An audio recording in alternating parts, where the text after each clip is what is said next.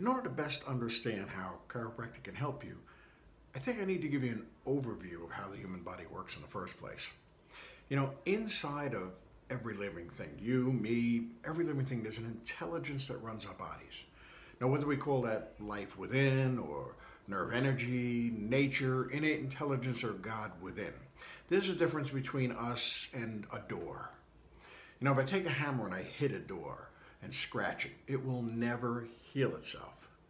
The difference between that and us is that if we get a cut or a scratch or a bruise, we're supposed to heal. By definition, we are self-healing as long as we're alive.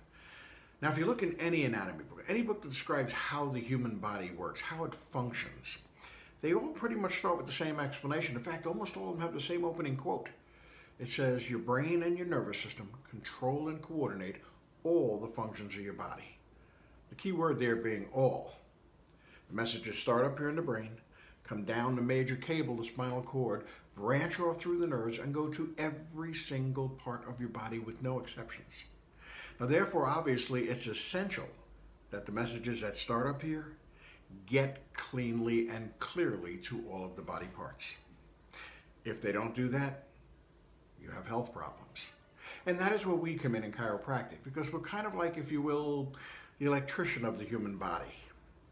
Now, what we do in chiropractic is we check over the spine, top to bottom, and we look to see if any of the bones are twisted or tilted or somehow out of position, putting pressure on or irritating nerves.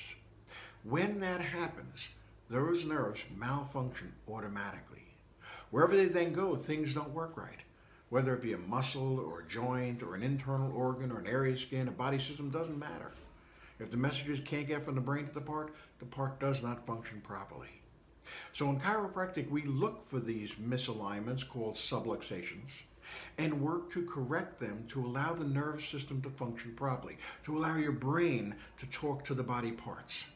When that happens, the body heals itself.